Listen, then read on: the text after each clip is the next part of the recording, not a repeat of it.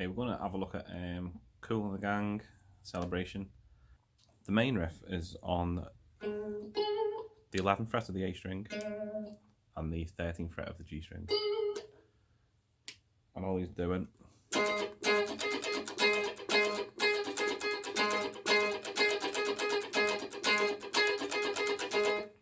just providing this little funky riff over the top of the keyboard player, over the top of the rest of the music, to make it extra specially funky. Just have this sort of rhythm going on with the right hand, and then we're just going to gently press. See the way my fingers are going up and down?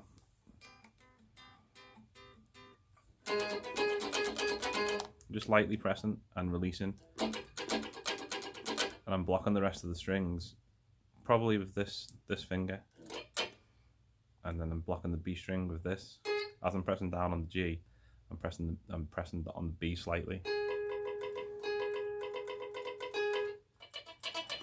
and you get this sort of effect.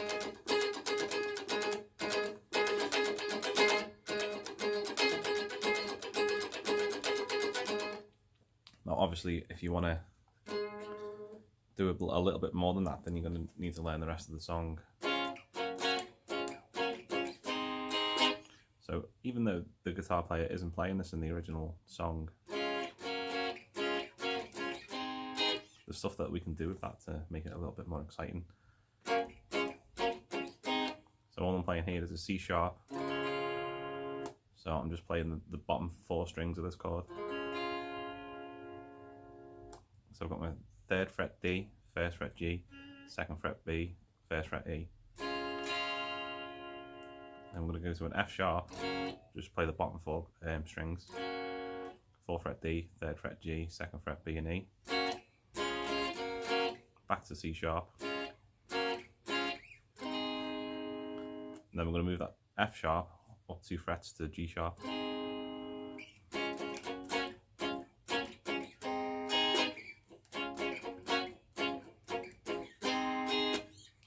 How can we make that a little bit more exciting? We could use the right hand to do more funky stuff.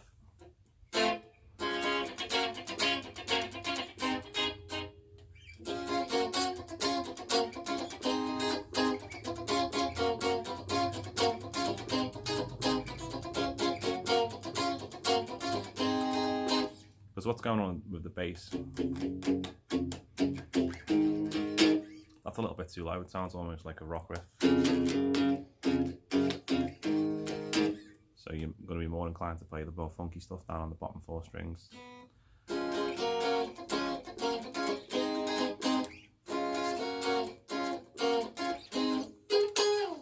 That is just an octave up from the original riff. 16th fret on E, 13th on G. And the pre-chorus, heading into the chorus. And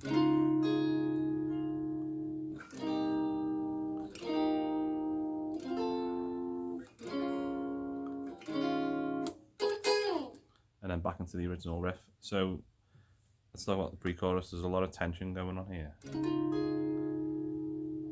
So we have the C sharp.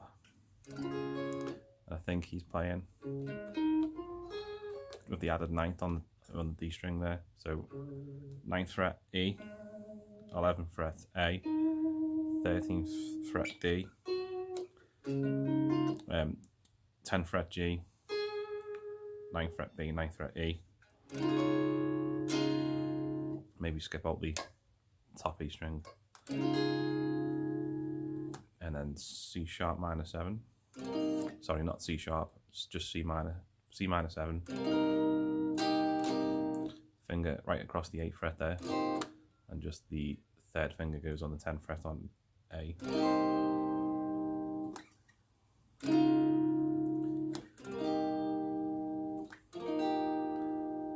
And then we have this F11, so just one finger right across all the strings apart from the top 8. And then to F.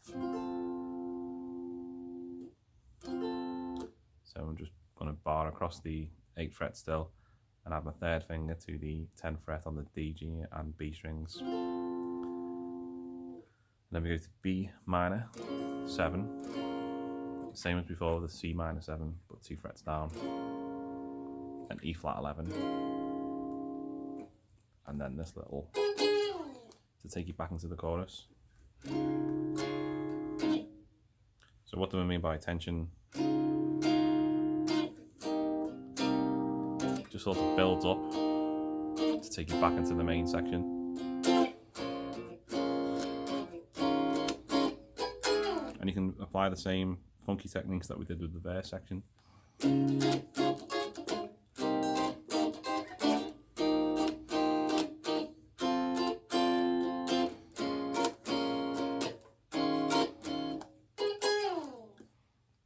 Obviously try not to pick the top strings too much. These E, A and D strings.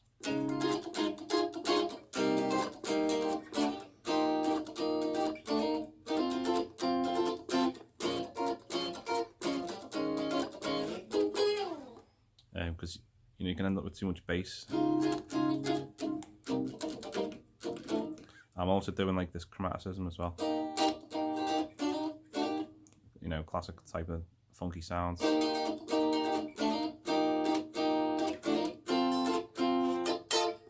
was just an decided to throw a 7th on the top there. So that'd be the 11th fret on the E.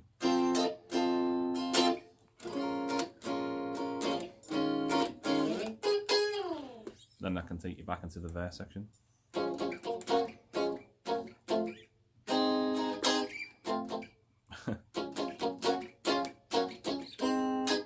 One more thing, the verse is actually, it's different to the intro.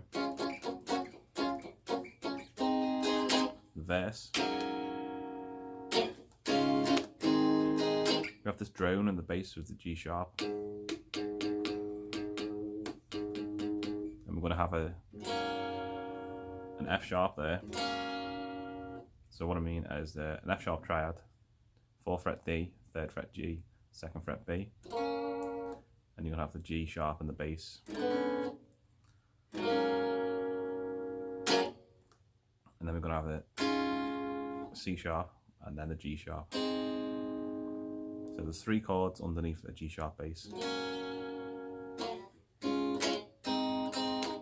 So when I'm playing this C sharp here, I'm going to still have hold of the G sharp, 4th fret E, and then the 6th fret on the D, G and B, and then 6th fret D, 5th fret G, 4th fret B for the G sharp.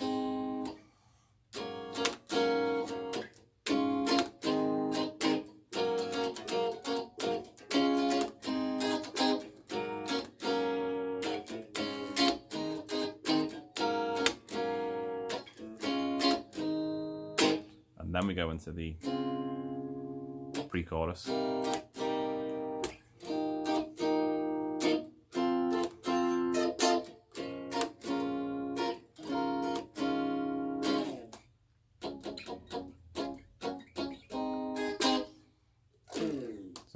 that's now the whole song for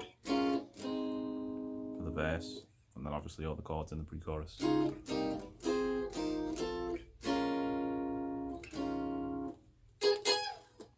Then back to the main riff, and that's it.